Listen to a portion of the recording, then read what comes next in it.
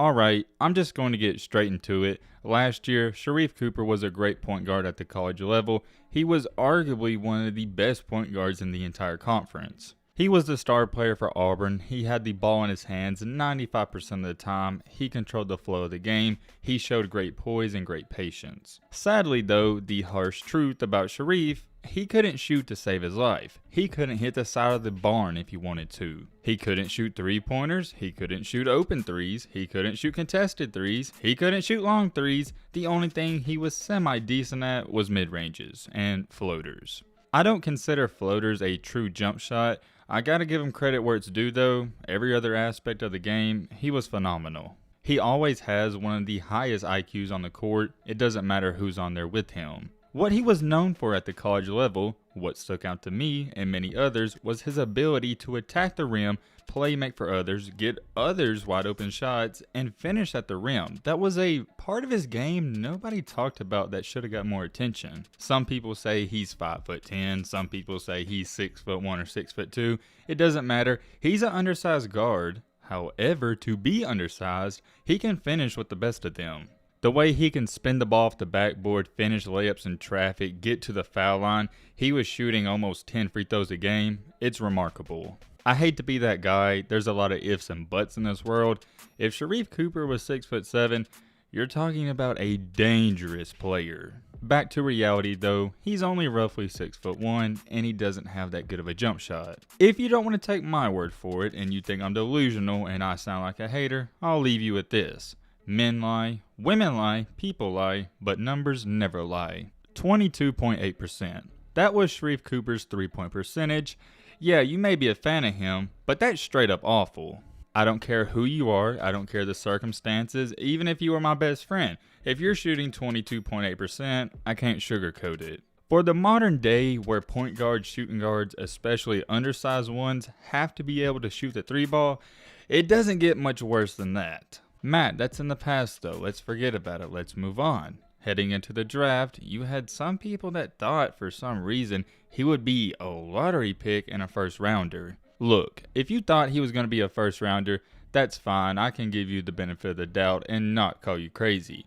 Where I'm going to call some people crazy though is you had people legitimately thinking he was going to be a lottery pick. That's insane. A undersized point guard that struggles to shoot the three ball, it's not a recipe for a first rounder or lottery pick and a successful NBA player. So when Sharife did fall all the way down to, I believe it was something like 48, everybody on social media, they was shocked by this. I wasn't.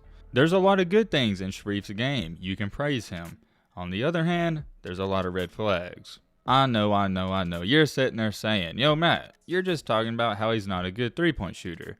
Well, a lot of teams were also worried about his defense. Many NBA executives, NBA analysts felt like he would be a liability on defense, or at minimum, they would use him as a mismatch. Guess what though? It doesn't matter if you're the first overall pick, the 25th pick, the 50th pick, the last pick, or you go undrafted. As long as you get a shot at getting to the NBA and playing, you made it. It doesn't matter where you get drafted, because once you're on the court, nobody cares about any of that. Heading into the summer league, it was important for a lot of players. You got guys trying to prove to these NBA coaches and managers that they deserve a spot on the roster. On the other hand, we have players like Sharife, who more than likely is going to be on the NBA roster, but we want to see how good can he be and can he contribute to the team. Of course, people were worried about his defense, they were worried about his size, some people were worried about his turnovers, we'll touch on that in just a second, but the main thing people wanted to see is his jump shot. Could he shoot the three ball at the NBA level, not at a high efficient rate, but good enough to keep the defense honest? Cooper's summer league performance was interesting to say the least. I don't think he was average, I wouldn't say he was great, I think he was slightly above good, almost great, but just good. In the summer league, he averaged 14.8 points per game and 7.3 assists, shooting 46% from the overall field and 33% from the three-point line. 33% is over 10% higher than what he shot in college. Remember, in college, he shot 22.8, so that's a W. We also forgot to mention, he hit a game-winning buzzer-beater three-point shot in the corner where a lot of you tagged me in and sent it to me on Instagram. During his summer league and after his performances, I had many and probably over 100 of you tag me, send me a DM saying, "Yo Matt, you were wrong about Sharife, he's proven you wrong, he can shoot the ball." Can he really though? My question to you is, did he really fix his jump shot? Let's take a look at it. In his first summer league game, he went 5 for 11 from the field and 0 for 1 on threes. In his second summer league game, where he hit the game-winning 3, he was 8 for 14 from the field and a very impressive 5 for 8 on threes, finishing with 21 points. That was his second game. He hit the game winner. That's when everyone was saying, "Oh, you was wrong about him and he can shoot now." Let's keep it moving. In his third game, he was 9 for 18 from the field, but a sorry 0 for 4 on the three-pointers. In his last and final game of the Summer League, he was 3 for 11 from the field and a sorry, once again, 0 for 2 from the three-point line. You can add it up. He finished the Summer League shooting 5 for 15 on three-pointers, but he hit all 5 of those in one game. All the other games, he didn't hit a single one. You know what that screams out to me? It was the same remedy in college. He's inconsistent. Let me elaborate a little more. His game isn't consistent. You know what you're going to get out of him. The only bad part that's inconsistent is his shooting ability. When I hear Sharife Cooper and when I watched him in college, I could write down I'm getting 15 to 20 points per game and probably 7 or 8 assists. That's what he's going to give you. You can almost guarantee that. Unfortunately though, what you can't guarantee, it's the biggest unknown. Is he gonna go 0 for 5 on threes, or is he gonna go 5 for 5? We'll never know. Some of you may be sitting there saying to yourself, "Come on Matt, you're nitpicking. Everything else was great on his game. Just because he didn't shoot good from the three-point line on some games, it doesn't mean he had a bad summer league." I would agree with that, except for the fact that he did have a slight turnover problem in college at Auburn. He averaged over 4 turnovers per game. That was something that stuck out to me when I was watching him in college. He did have a couple of costly turnovers late in the second half in some big ball games. I never faulted it for him, and here's why. He had so much pressure on him. When you have the ball in your hands as much as he did, you're gonna average 3 to 4 turnovers per game. It's going to happen. In the summer league, as good as he was good, and not great, he was good. His turnover problem was back and even worse.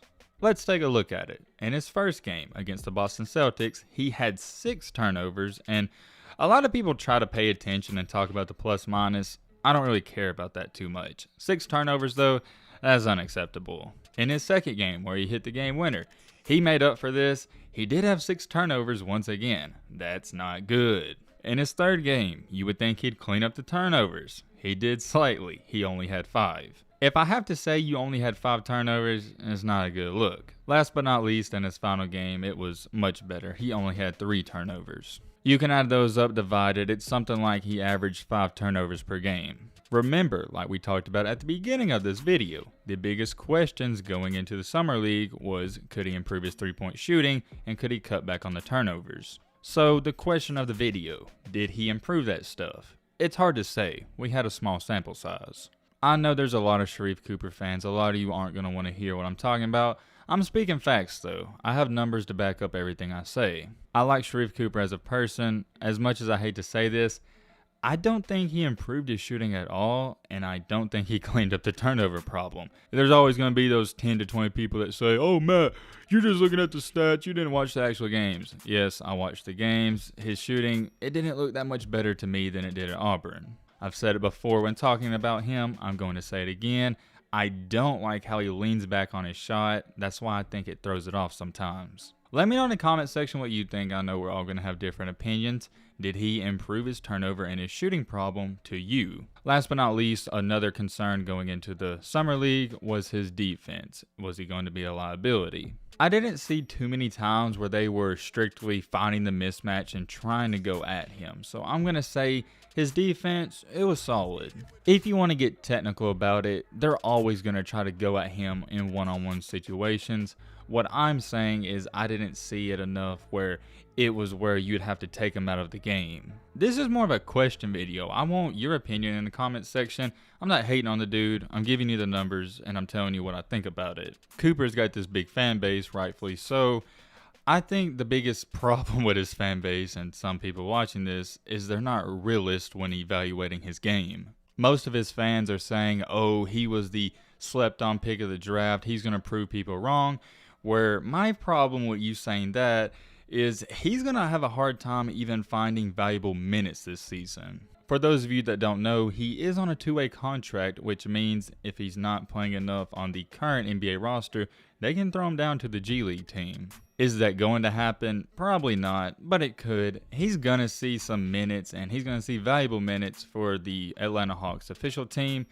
I just don't know how much he's going to see. I don't see him getting an opportunity to shine and average 20 points or 10 assists a game because of Trae Young. He's not going to play the point guard position over Trae. Can Trae Young and Sharife play at the same time? Yes, I think it'd be awkward though. Both of these two guys were very ball dominant in college. They're going to be very ball dominant at the NBA. I'm excited. I hope he gets a great opportunity to prove he's worked on his jump shot. I'm going to go out here and say right now, he hasn't improved it all that much. It's not that I don't believe in him. It's more of I haven't seen enough out of him to validate me saying he's going to prove me wrong. NBA's coming up soon. I'm excited to see him play. Let me know in the comment section what you think about Sharife Cooper. But with all that being said, it's going to wrap up this video. I hope you guys enjoyed. Hope you guys learned something. If you're new to the channel, what are you doing? Appreciate it if you join the family. Hit that subscribe button and leave a like for more. And as always, let's be great. I'm out, y'all. Peace.